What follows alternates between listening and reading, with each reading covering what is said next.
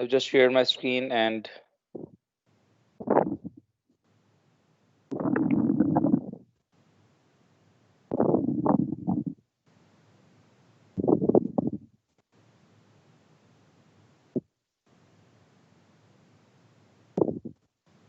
so we were discussing that F1 and F2 are not Newton's third law pair of forces because these two forces are, of different, you can say types. एक force जो है वो magnetic force है, and the other force is the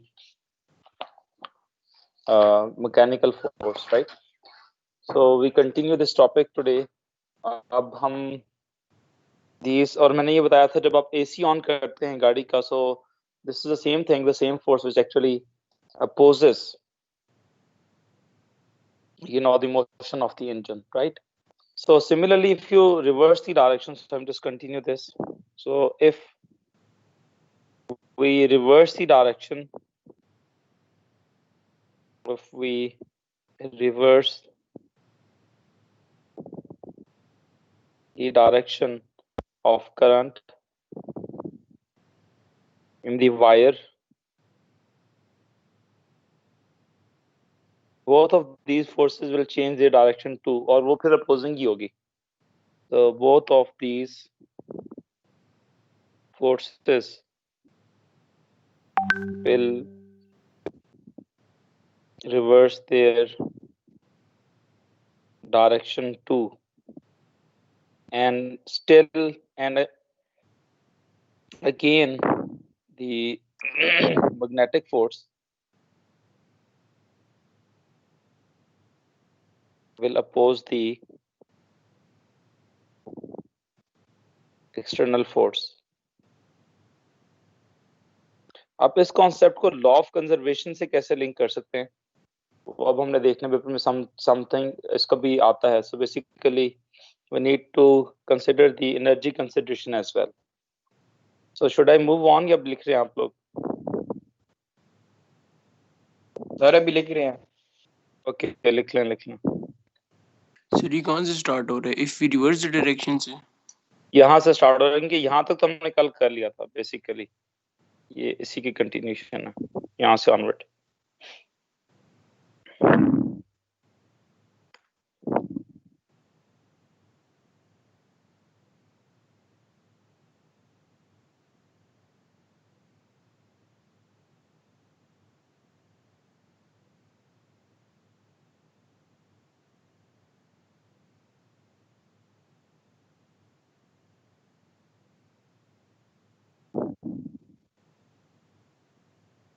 जब लिख लें तो बता दीजिएगा मुझे प्लीज.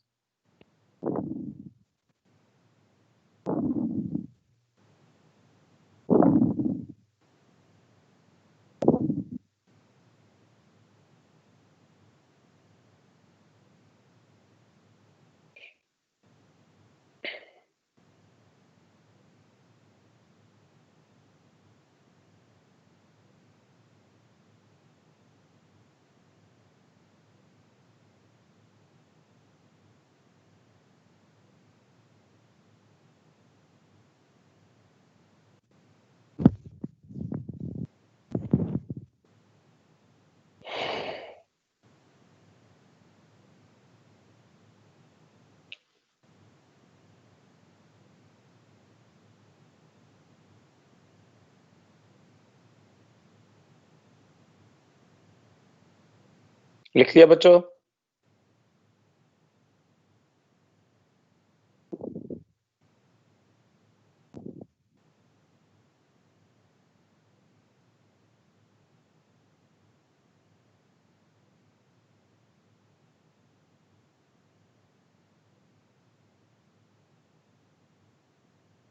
जी सर लिख लिया. Okay, so now we are going to discuss the energy consideration.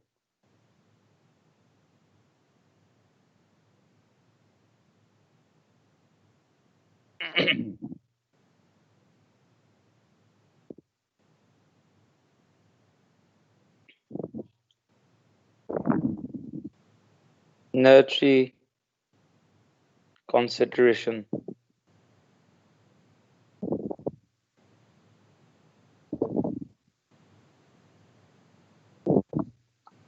So basically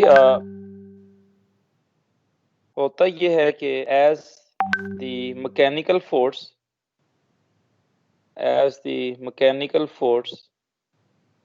moves a conducting wire or loop or anything in a magnetic field,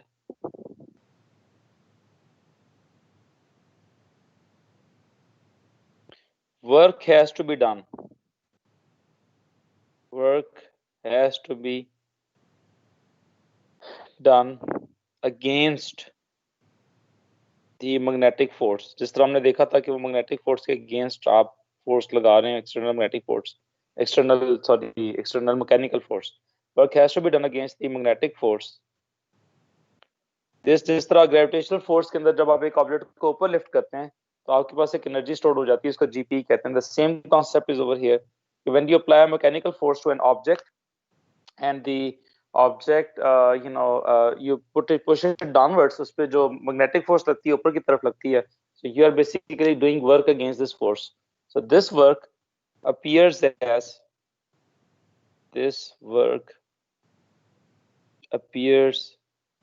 in the form of electrical energy. अब law of conservation of energy यही कहता है ना कि आप energy देंगे तो एक एनर्जी से दूसरे फॉर्म में एनर्जी आप कन्वर्ट करवा सकते हैं. इनफिनिट एनर्जी प्रोड्यूस नहीं की जा सकती. बेसिकली आप एक वायर को या एक चीज को मूव कर रहे हैं मैकेनिकल फोर्स से, तो you have to supply energy. जैसे आप जनरेटर ऑन करते हैं, उसमें आप डीजल या पेट्रोल जो भी आप डालते हैं उसमें, तो उसमें जो उसकी केमिकल एनर्जी है उससे वो डीजल मैकेनिकल एनर्जी में कन्वर्ट होगी. वो मैकेनिकल एनर्जी से फिर आपकी इलेक्ट्रिकल एनर्जी क्रिएट होती है. बल्कि क्रिएट नहीं कहना चाहिए, हम ये कह सकते हैं कन्वर्ट होती है one form to another. Same goes with the dam. जब पानी बहुत ज्यादा हाई लेवल पे होता है तो उसकी जीपी कन्वर्ट होती है वाटर की केई के अंदर, और उससे टरबाइन मूव कर सकते हैं और उससे आप फिर बिजली बना सकते हैं. तो वही एनर्जी कन्वर्जेशन है. ये हो नहीं सकता कि आप कोई काम ना करें, वर्क करें ना, और उससे आपको एनर्जी मिल जाए. This is not going to happen. So this work appears in the form of electrical energy, right. So basically ये जो एनर्जी कंसिडरेशन है इसको समराइज किया था लेंजेस ने, एक और साइंटिस्ट था. So the application of this application of अच्छा, अगर ये सेम डायरेक्शन में फोर्स लगती, फॉर एग्जांपल मैग्नेटिक फोर्स, तो आप जरा सी फोर्स लगाते हैं और मैग्नेटिक फोर्स उस पे नीचे की तरफ लगती जाती, तो वो इनफिनिट एनर्जी आप क्रिएट कर सकते हैं, जो कि पॉसिबल नहीं है लॉ ऑफ कंजर्वेशन के accordingly. So basically this is in accordance with the law of conservation of energy, and this application of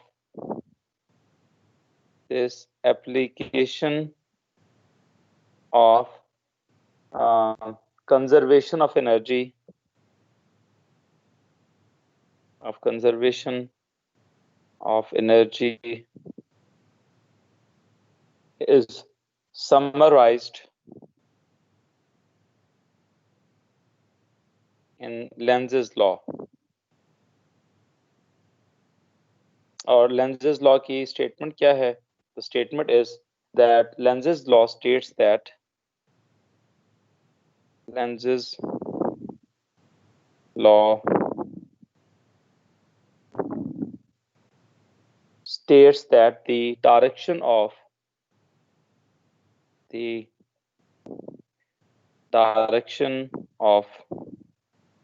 induced EMF is such that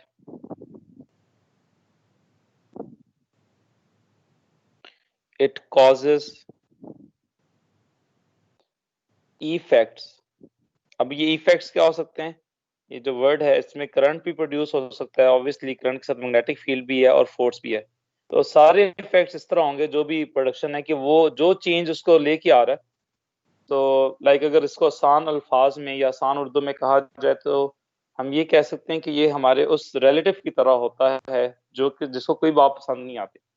आप हाँ में उसकी हाँ में हाँ मिला ले तो वो उसमें कहेगा नहीं है मसला, उसकी ना में ना मिला दे तो कहेगा नहीं इसमें ये मसला है. तो same goes here energy consideration, कि आप कुछ भी काम कर लें, लेंजेस लॉ के अकॉर्डिंगली जो ईएमएफ प्रोड्यूस होगी वो उस चेंज को अपोज करेगी. So Lenz's law states that the direction of induce EMF is such that it causes effect to produce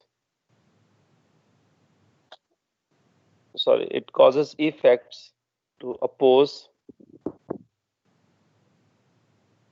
to oppose the change producing it. The change producing it. यहाँ तक लिखने, फिर मैं इसको आपको समझाने के लिए I would like to share one video जिसमें एक मैग्नेट को जब हम किसी एल्यूमिनियम रॉड में से मूव करते हैं सिलेंडर में से, तो देखें उसकी मोशन किस तरह हो जाती है, उसको हम डिस्कस करके फिर आगे चलते हैं। ठीक है बच्चों? सर वो आपने क्या लिखा हुआ है? Application conservation of energy is summarised in this application of conservation of energy is summarized in Lenz's law, और ये Lenz's law है। पेपर में आता है कि 2 नंबर का Lenz's law states that the direction of induced EMF is such that it causes effects to oppose the change producing it। तो basically ये हमेशा जो भी चेंज होगा, जो बेसिकली इंड्यूस EMF को प्रोड्यूस कर रहा होगा, ये उसको अपोज करेगा। तो बेसिकली आपको वर्क डन करना है इस अपोजिशन के अगेंस्ट, और उससे जो एनर्जी प्रोड्यूस होती है that is the electrical energy that can be, you can obtain that energy in generators and other such appliances। ये आप लोग लिख लें तो मुझे बता दीजिएगा।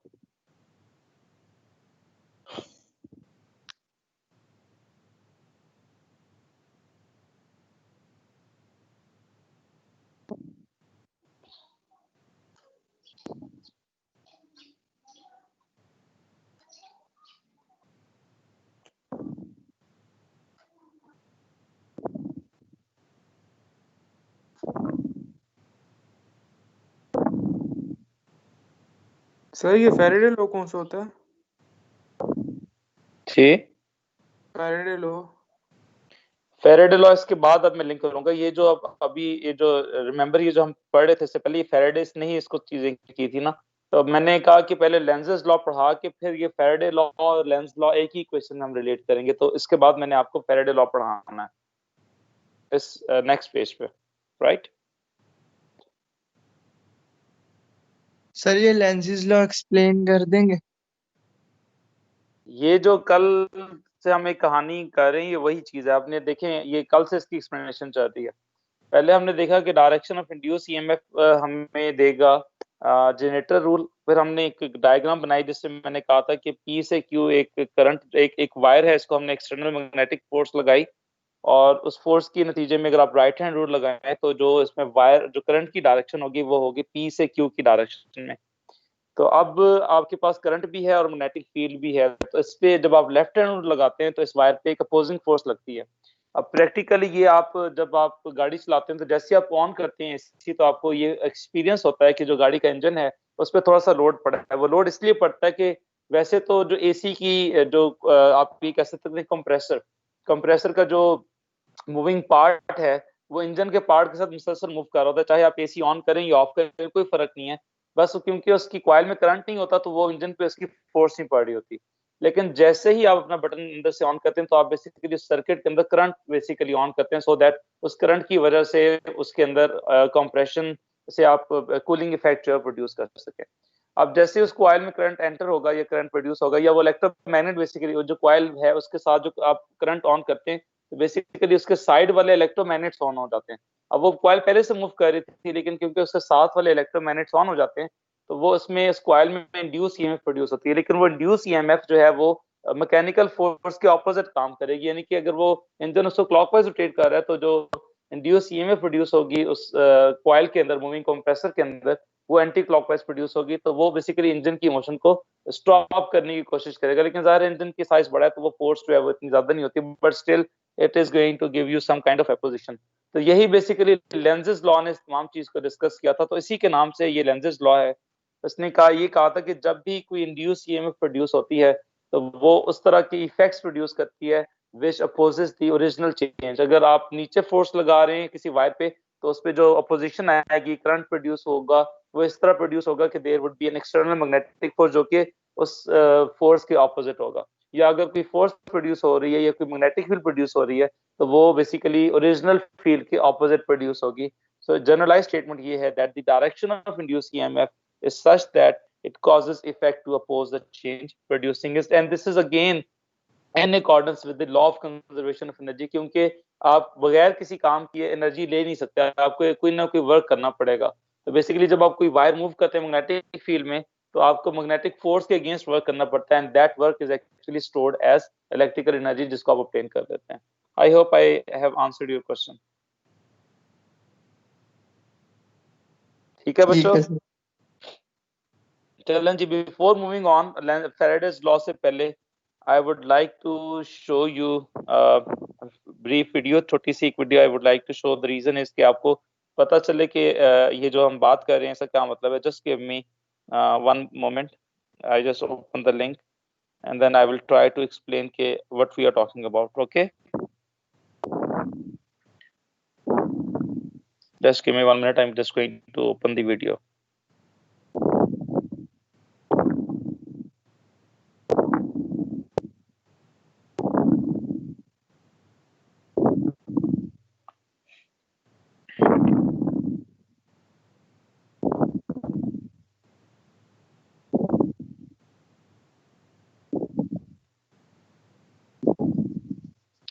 Okay, so I'm going to share my screen.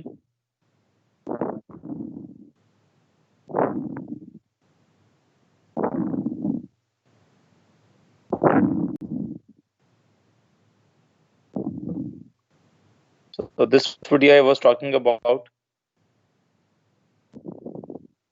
अब इसमें देखें, ये जो एक मैग्नेट है, ये हम मूव करवाने की कोशिश कर रहे हैं थ्रू दी कॉपर वायर। अब ये वैसे तो मैग्नेट बड़े आराम से नीचे गिर जाता है, लाइक अगर आप इसको करें तो बहुत acceleration of free fall respect करेगी। But if you place a magnet, ये आपके पास मैग्नेट का पीस है, so if you just push it through. अब ये कॉपर वायर के साथ अटैच नहीं होता, क्योंकि कॉपर जो है वो मैग्नेटिक मटेरियल नहीं है, लेकिन इट इज कंडक्टिंग मटेरियल। अब ये देखिए, जब आप मैग्नेट को उसके अंदर से पास करते हैं तो you see it slows down. क्यों स्लो डाउन हुआ है? क्योंकि जब मैग्नेट उसमें से पास करेगा तो it will change the magnetic flux. अब मैग्नेटिक फ्लक्स की वजह से इस पर्टिकुलर सिलेंडर में, कॉपर सिलेंडर में ईएमएफ प्रोड्यूस होगी, और ये जो मैग्नेटिक फील्ड प्रोड्यूस करेगा या जो मैग्नेटिक फोर्स प्रोड्यूस करेगा वो अपवर्ड डायरेक्शन में होगी। तो ग्रेविटेशनल फोर्स नीचे लग रही है, लेकिन जो ऑपोजिशन फोर्स है वो ऊपर की तरफ लग रही है। तो देखें, इस मैग्नेट की जो मोशन है वो कितनी स्लो डाउन हो गई है।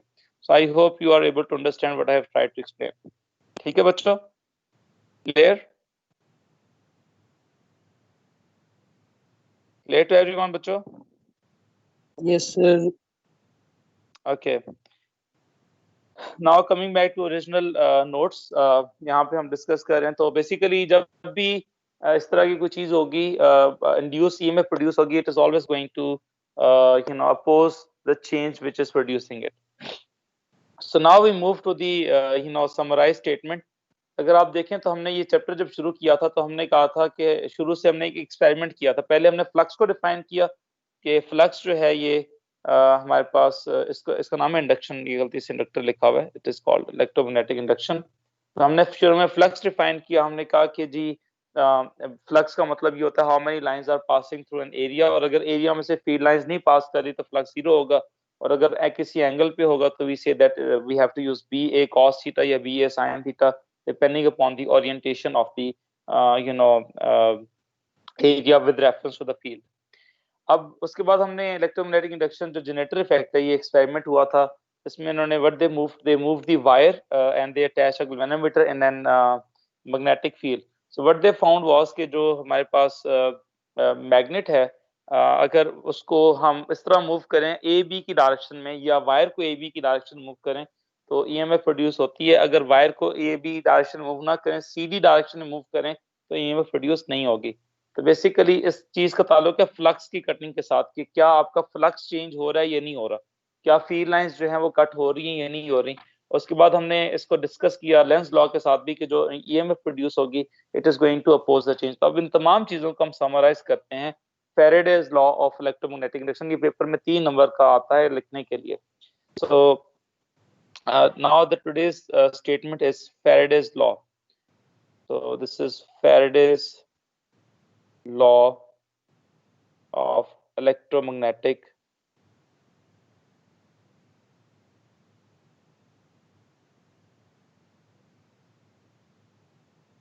induction. So the statement of this law is that the induced EMF, ठीक है? So the induced EMF is equal to rate of change of magnetic flux linkage. मैंने फ्लक्स भी समझा दिया था, मैग्नेटिक फ्लक्स लिंकेज भी मैंने बता दिया था। जो एक वायर में से फ्लक्स चेंज हो उसको फ्लक्स कहा जाता है, और जब n कॉइल्स में से कोई चीज चेंज हो तो उसको कहा जाता है मैग्नेटिक फ्लक्स लिंकेज, ठीक है? और अगर आप इसकी इक्वेशन देखें, स्टेटमेंट देखें, तो this is E is equal to minus n delta phi upon delta t। so ये हमारे पास स्टेटमेंट है वो जिस में तरीके से हमारा केस अभी एडवोकेट कर रहे हैं उसमें तो n मेरा delta phi upon नहीं, इसलिए मैंने वो देखा है ना, बड़ी प्रिसाइज है मैंने लिखी है, ठीक है इस तरह की वो n delta phi upon delta t is called हाँ वही ना rate of change of magnetic flux linkage।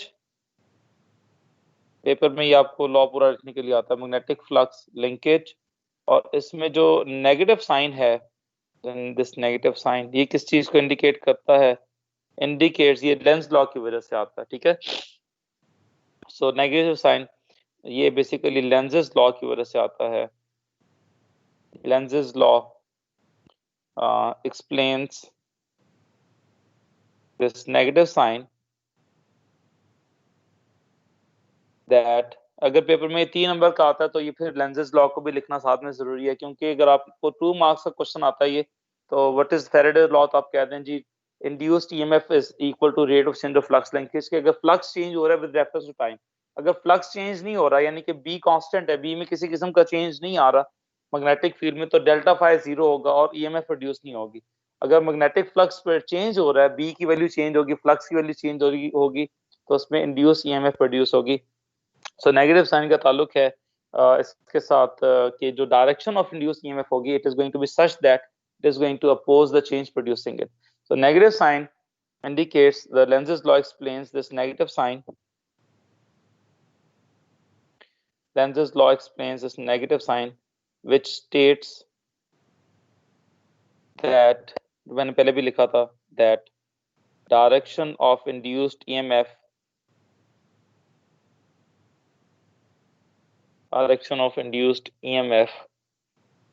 would be such that it will oppose the change producing it, right? So I hope you understand the point what I am trying to make. ठीक है बच्चों?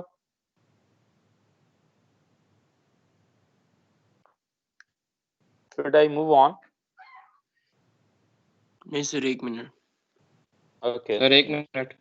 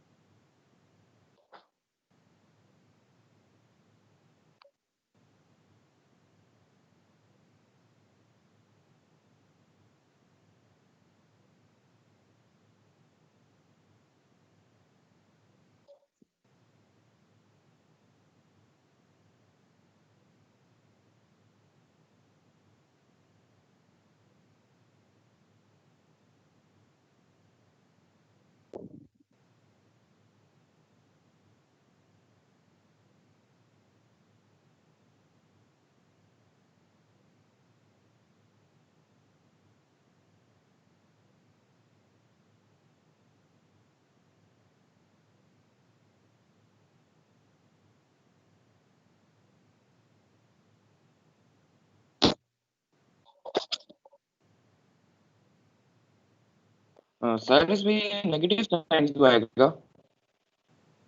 यार ये वो वही बात होगी, वो जो सारी रात कहानी सुनाने के बाद वो जो एक वो कहावत थी ना कि वो हीर मर्द थी औरत था, वो ये वही साफ हुआ है जो मैं इतनी, ये मैंने कल से डिस्कशन स्टार्ट की हुई है। कि जो मैग्नेटिक फील्ड की वजह से जो मैग्नेटिक की जो फोर्स प्रोड्यूस हुई है वो अपोज कर रही है सारे सिनेरियो को। तो नेगेटिव साइन ये मैंने अभी भी एक्सप्लेन किया था कि लेंजेस लॉ ने क्या कहा था, ये देखें statement, that the direction of induced EMF is such that it causes effect to produce the change, जो भी इस चीज को प्रोड्यूस कर रही है उसको उसने अपोज करना है। तो सेम थिंग जो नेगेटिव साइन ये यहाँ पे एक्सप्लेन कर रहा है कि जो इंड्यूस ईएमएफ प्रोड्यूस होगी वो उस चेंज को जिसकी वजह से फ्लक्स चेंज हुआ है उसको उसने अपोज करना है। सिंपल सी बात ये है। तो नेगेटिव साइन उसकी वजह से आता है बेसिकली। लेट्स से अगर एक सर्किट में करंट जो है वो क्लॉकवाइज चलता है तो अगर उस सर्किट में एक इंड्यूस ईएमएफ प्रोड्यूस हो रही है तो वो एंटी क्लॉकवाइज प्रोड्यूस होगी बेसिकली।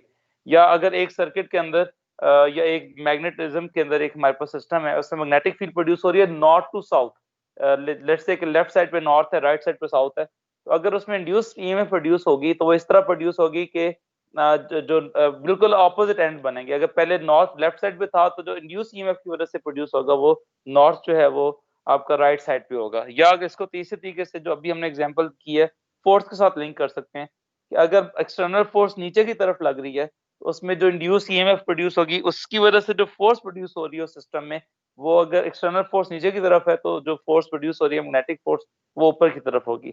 तो यहाँ पे जो लेंजेस लॉ की स्टेटमेंट है उसने यहाँ पे वर्ड लिखा है effects. Lenz's law states that the direction of induced EMF is such that it causes effects to oppose the change producing it. I hope the point is understood.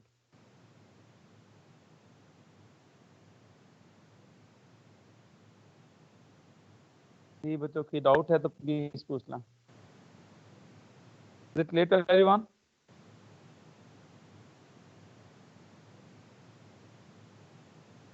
Can anybody listen to me? बच्चों मेरी आवाज आ रही है आप लोगों को? Yes, sir. Okay चलें बच्चों आगे।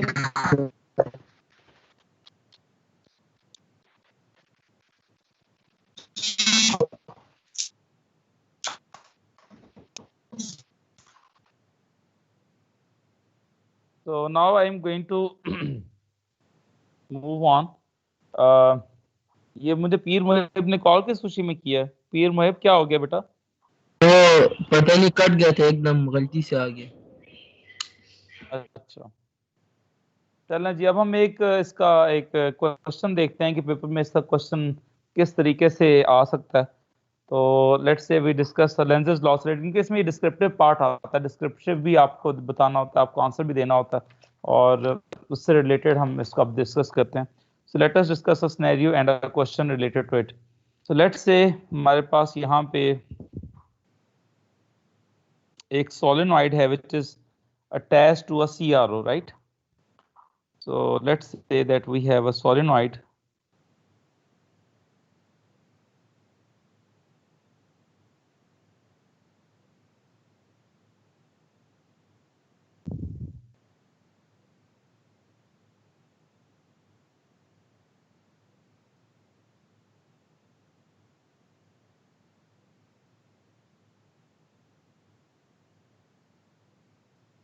So let us consider that there is a solenoid and it is attached to a CRO screen.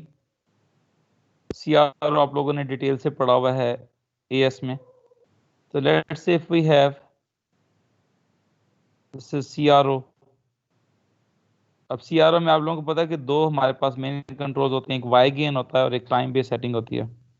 So it is connected to a CRO and there is a magnet.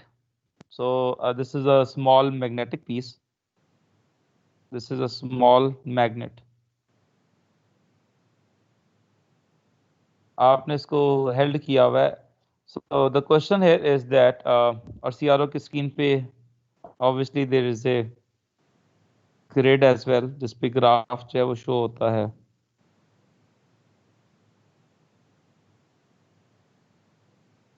So this is the graph. So the question here is that a bar magnet or a magnet basically, अच्छा ये remember ये जो अभी हमने थोड़ी देर पहले scenario discuss किया उसमें वो सॉलिड कॉपर एक सिलेंडर था नॉन मैग्नेटिक किस्म का। इसमें क्योंकि ये एक वायल की फॉर्म में है तो ये सिनेरियो थोड़ा सा डिफरेंट है यहाँ पे। सो क्वेश्चन ये है कि a magnet is dropped downwards, vertically downwards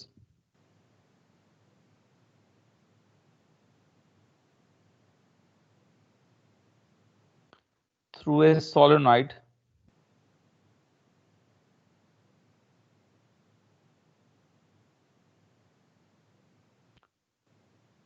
which is connected to an oscilloscope, which is connected to an oscilloscope, get attached to a V, right? So अब आपसे पूछा ये जा रहा है कि ड्रॉ एंड एक्सप्लेन, ठीक है, draw and explain the trace, क्योंकि अब ये देखें सोलेनॉइड है तो ऑब्वियसली इसमें मैग्नेटिक फील्ड कोई पहले से नहीं है इसकी, राइट? तो जैसे ही मैग्नेट इसके अंदर एंटर होगा, मैग्नेटिक फील्ड लाइन कट होंगी तो एक इंड्यूस ईएमएफ प्रोड्यूस होगी। तो अब आपने उस ट्रेस को एक्सप्लेन करना है, draw and explain the trace of induced EMF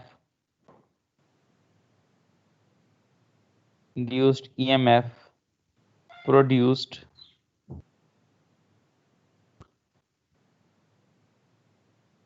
on the screen,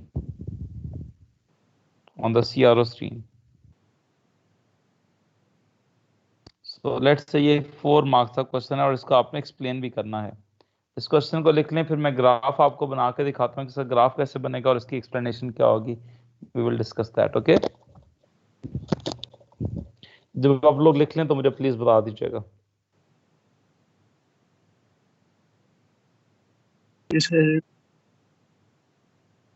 okay,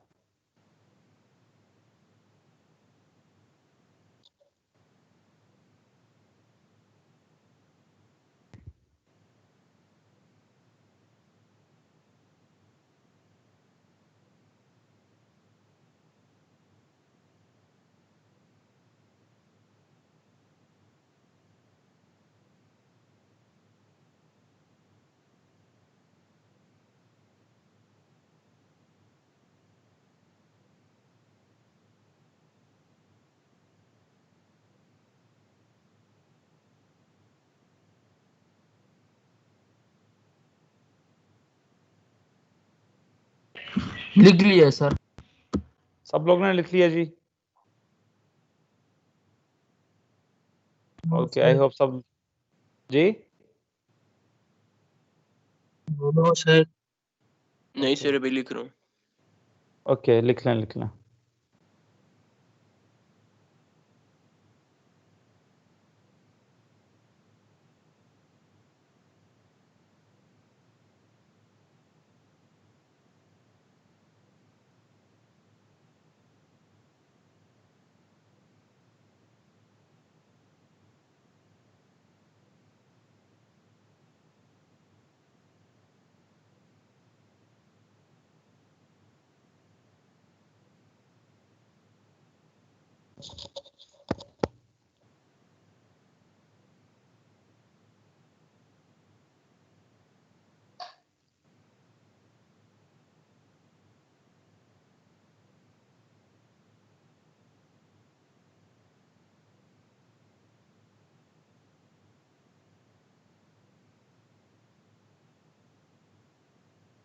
ji sir लिख लिया। Okay, just give me 1 minute.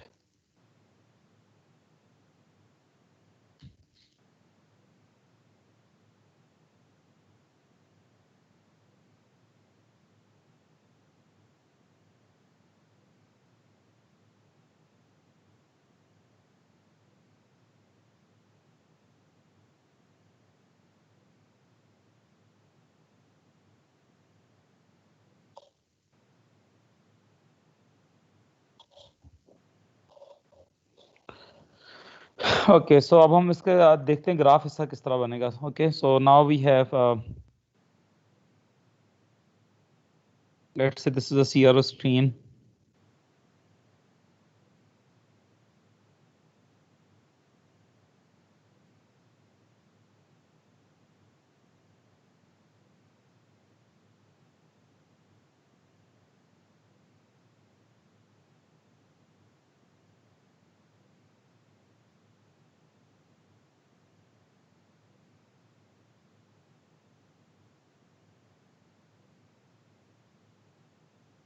CRO में एक होता है टाइम एक्सेस, जो हमें पता है टाइम बेस्ड सेटिंग होती है, और दूसरा हमारे पास होता है we call it Y gain setting, right.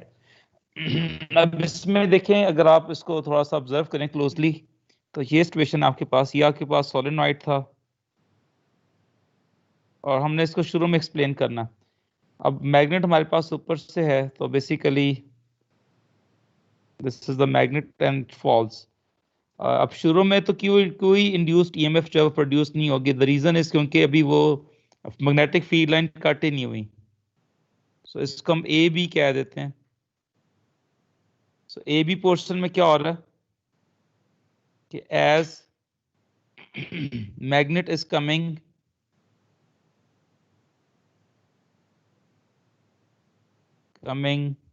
या falling, basically is falling towards the solenoid,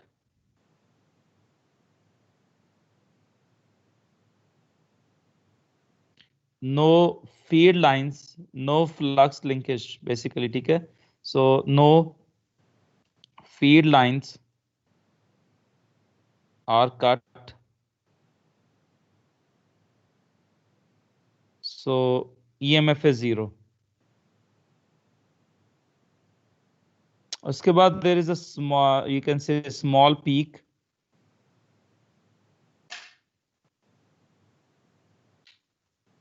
और उसके बाद फिर वो 0 हो जाएगा। इसको हम C कह देते हैं। ये constant line D, and then we have a sharp peak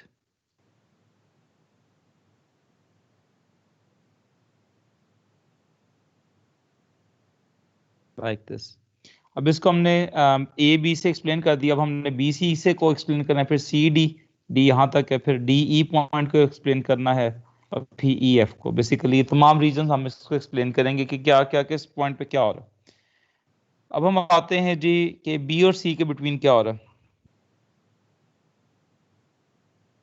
So as magnet enters the solenoid, the flux, ठीक है, the flux changes from maximum to 0 to maximum।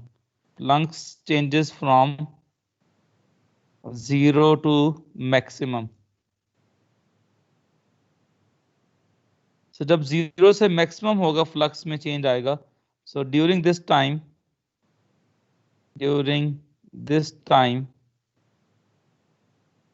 an induced EMF is produced, an induced EMF is produced।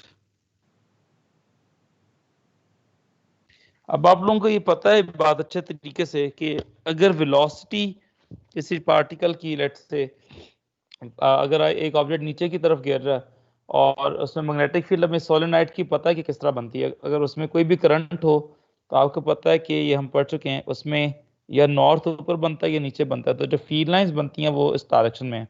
जैसे magnetic field line की direction ये है। अब जो solenoid गिर रहा है उसकी डायरेक्शन ऑफ की वेलोसिटी भी नीचे की तरफ है, तो ऑब्वियसली किसी किस्म की उसके ऊपर वो नहीं लगेगी। तो between C and D, C and D हम ये कहते हैं the motion is parallel to field, the motion of magnet is parallel to the field। क्योंकि ये हमें पता है कि जो सोलेनॉइड में फील्ड बनती है ना, पैरेलल बनती है, तो motion of magnet is parallel to field, so no EMF is induced, no EMF is induced। अब क्योंकि ये अंडर द ग्रेविटी फॉल कर रहे हैं ना, तो उसकी स्पीड बढ़ भी रही है साथ साथ। So the speed of magnet increases as it falls under gravity।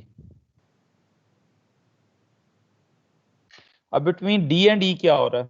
Again जैसे मैंने अभी बताया था कि ये हमेशा उसको अपोज करता है। पहले अगर हम ऊपर की तरफ बनाए तब D से E जो है वो EMF मैक्सिमम से 0 हो रही है, राइट? तो D से E क्या हो रहा है?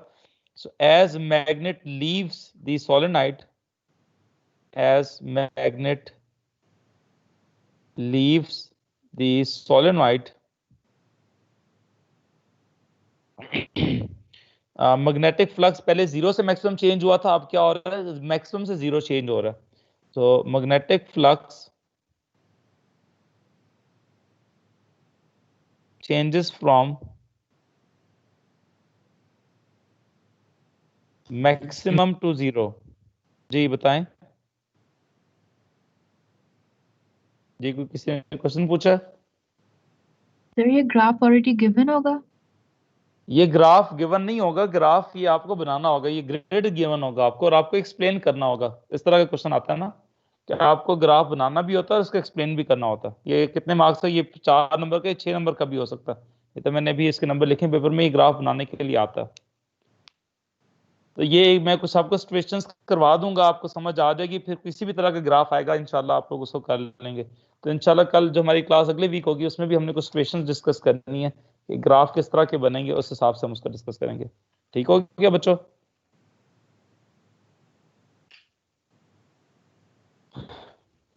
Yes sir. अभी मैंने इसको लिखना है, अगर ये लिख लेंगे तो बता दीजिएगा मुझे जब आप लोग लिख लें इसको. ठीक है?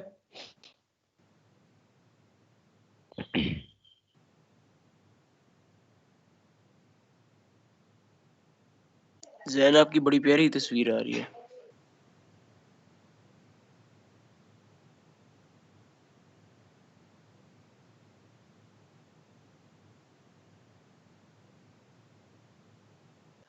यार तारीफ की तो मैंने वीडियो ही बंद कर दी है. चलें बच्चों, लिख लिया आपने यहाँ तक?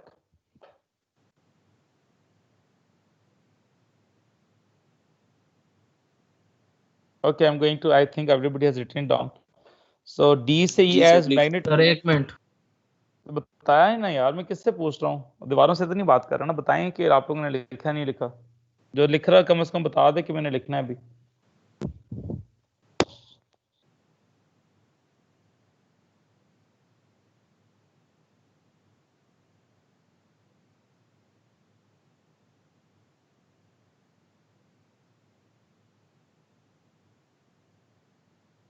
हो गया सर जी.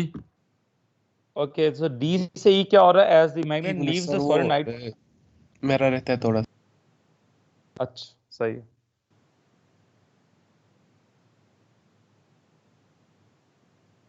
बच्चों की मैग्नेटिज्म समझ आ रहा है या नहीं आ रहा? ये काजिम इधर है भी या नहीं है? सर हूँ ना, मैंने अभी अभी तो बात की है कि मैं लिख रहा हूँ. अच्छा अच्छा, आपने आवाज की. सही है, ठीक है बेटा. ये तो नहीं बोलेंगे काजिम एंड में कि नहीं समझ आया कुछ भी? कुछ भी बोल सकते हैं, इसका पता नहीं है. वो बात की बात है सर. हाँ, पता चले मैग्नेटिज्म में खत्म कर दूं लास्ट लेक्चर तो आपके, मुझे तो शुरू से नहीं समझ आया.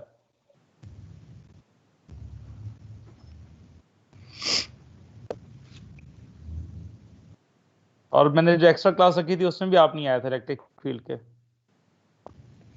सर वो मैंने बताया था ना, हमारी प्लानिंग हो गई थी. वो क्या करते फिर.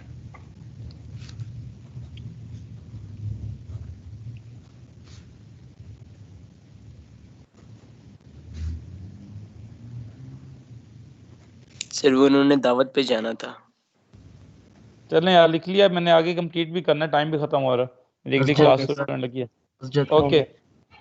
D to E as magnet leaves the solenoid, magnetic flux changes from maximum to 0. तो और साथ में देखें सोलेनोइड की स्पीड पहले से ज्यादा है. ठीक है, इसलिए जो पीक बनेगी ना वो लॉन्गर लेंथ की बनेगी. मैंने डेलिबरेटली लॉन्गर लेंथ की बनाई है और इसकी विड्थ कम है. विड्थ इसलिए कम है क्योंकि जल्दी से गुजर जाएगा ये पहले की निस्बत. So basically, as magnet leaves the solenoid, magnetic flux changes from maximum to 0, and its magnitude would be larger. And its magnitude, क्योंकि हमने कहा था induced EMF उस पर भी डिपेंड करती है स्पीड पे. So as its magnitude is and its magnitude is larger. और उसके बाद जो लास्ट पोर्शन है हमारा E to F. तो E to F क्या हो रहा है? No field lines. no feed lines are cut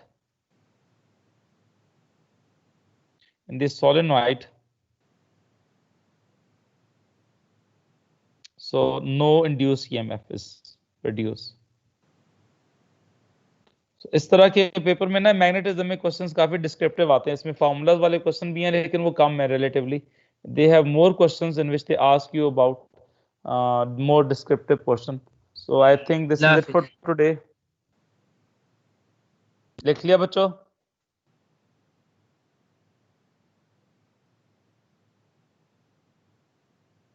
no sir. Okay बच्चों, सर बस इतना ही है? हाफिज. 2 मिनट तो रह गए अब, और मैं क्या लिखाऊं, बस इतना ही है ये. ओके सर, लिख लिए. ठीक है सर. अल्लाह हाफिज.